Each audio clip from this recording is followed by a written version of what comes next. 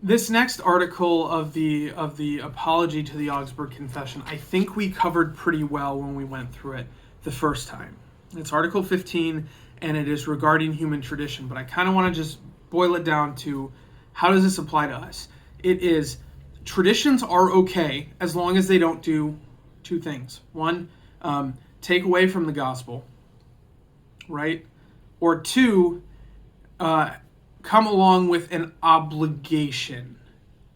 And by that I mean, the second you start saying you have to do this and you have to do it this way to be saved, to go to heaven, that is a problem.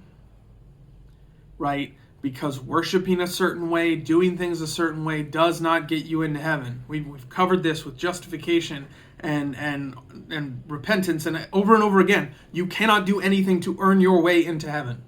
And that includes worshiping a certain way. All right? So other than, like, traditions are good, traditions are worthwhile, as long as they don't do those two things. So the second you start doing worship and it's taking people away from the gospel, that also, that isn't an appropriate way to do things. And kind of where I want to jump into this time is some of the benefits of tradition. So if you're at Edgewater, you'll notice there are some things we do that by a lot of people would be considered more traditional. You know, we have a confession and absolution every single service. And it doesn't sound exactly like the traditional confession and absolution, but it's pretty close. Okay, we say a creed every week. We go through prayers every week. And there's a reason we do that. First of all, it's a connection to the larger church. And I don't think that should be kind of dismissed, because it's important for us to remember that we're part of a bigger church body, and that we have these traditions that we share from church to church, right? We confess the Apostles' Creed together. We regularly are engaging in communion and confession, absolution, and that kind of stuff. But also and this is something, there are rote memorization stuff is difficult for some people. And I don't mean difficult like you have a hard time memorizing stuff, although that is true as well. But for some people, it feels inauthentic because it's not spontaneous, it's not extemporaneous. But I push back on that a little bit, because there is a lot of value to having those rote memorized prayers. Like, you should have the Lord's Prayer memorized. That should be something you know.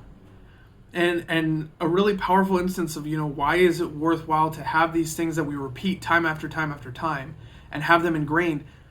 Because they stick with you.